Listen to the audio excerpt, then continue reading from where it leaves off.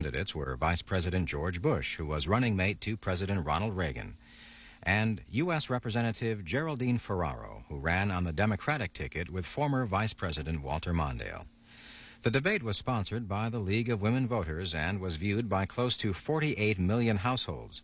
It aired nationwide on the 3 networks as well as on CNN and C-SPAN. The format of the debate included a moderator and 4 panelists. Moderating was Sander Van Oker of ABC News. The panelists were Robert Boyd of Knight Ridder Newspapers, John Mashik of U.S. News and World Report, Norma Quarles of NBC News, and Jack White of Time Magazine. During the debate, Norma Quarles questioned the candidates about their views on abortion. Vice President Bush, 4 years ago, you would have allowed federal financing of abortions in cases of rape and incest, as well as when the mother's life was threatened. Does your position now agree with that of President Reagan, who in Sunday's debate came very close to saying that abortion is murder? You know, there has been, I have to make a confession, an evolution in my position. There's been 15 million abortions since 1973, and I don't take that lightly. There's been 1.5 million this year.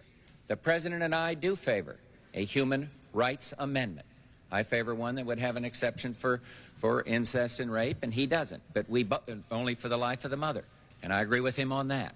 So, yes, my position's evolved, but I'd like to see the American who, faced with 15 million abortions, isn't rethinking his or her position, and I'll just stand with the answer. I support the President's position, and comfortably, from a moral standpoint. So you believe it's akin to murder? No, I support the President's position. Fine. Let me tell you that I did not come to my position on abortion very lightly. I am a devout Catholic. When I was running for Congress in 1978, I sat and met with a person that I felt very close to, a Monsignor, currently a bishop.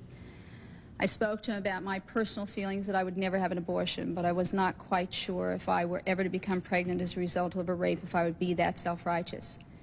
I then spoke to him. He said, "Jerry, that's not good enough. You know, you can't support that position." And I said, "Okay, that's my religious view. I will accept the teaching of the church, but I cannot impose my religious views on someone else. I truly take an oath as a public official to represent all the people in my district, not only the Catholics. If there comes a time where I cannot practice my religion and do my job properly, I will resign my job." The general election of 1984 took place on November 2nd. Ronald Reagan and his running mate, George 1984's vice presidential debate. Best remembered for the first question asked.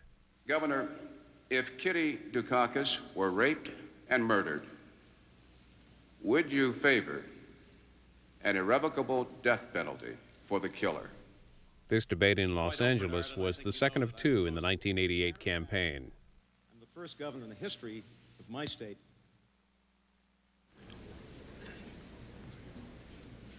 Good evening. On behalf of the Commission on Presidential Debates, I am pleased to welcome you to the second presidential debate. I am Bernard Shaw of CNN, Cable News Network. My colleagues on the panel are Ann Compton of ABC News, Margaret Warner of Newsweek magazine, and Andrea Mitchell of NBC News. The candidates are Vice President George Bush, the Republican nominee, and Governor Michael Dukakis, the Democratic nominee.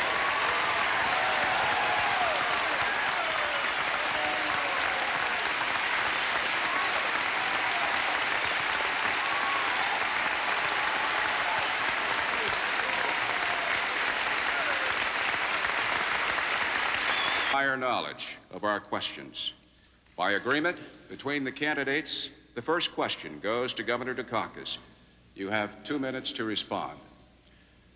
Governor, if Kitty Dukakis were raped and murdered, would you favor an irrevocable death penalty for the killer? No, I don't, Bernard, and I think you know that I've opposed the death penalty during all of my life. I don't see any evidence that it's a deterrent, and I think there are better and more effective ways to deal with violent crime. We've done so in my own state, and it's one of the reasons why we have had the biggest drop in crime of any industrial state in America, why we have the lowest murder rate of any industrial state in America. But we have work to do in this nation.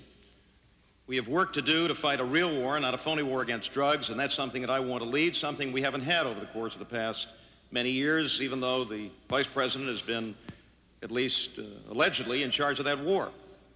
We have much to do to step up that war, to double the number of drug enforcement agents, to fight both here and abroad, to work with our neighbors in this hemisphere, and I want to call a hemispheric summit just as soon after the 20th of January as possible to fight that war. But we also have to deal with drug education and prevention here at home.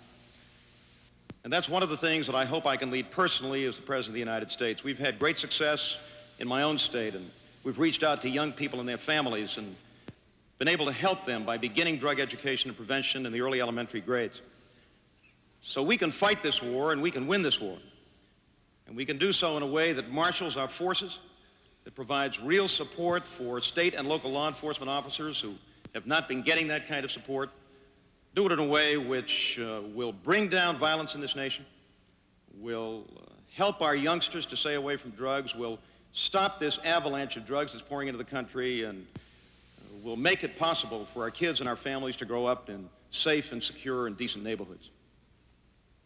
Mr. Vice President, your 1-minute rebuttal. Well, a lot of what this campaign is about, it seems to me, Bernie, gets to a question of values. And here I do have, on this particular question, a big difference with my opponent. You see, I do believe that some crimes are so heinous, so brutal, so outrageous, and I'd say particularly those that result in the death of a police officer. Those real brutal crimes, I do believe in the death penalty. And I think it is a deterrent. And I believe we need it. And I'm glad that the Congress moved on this drug bill and have finally called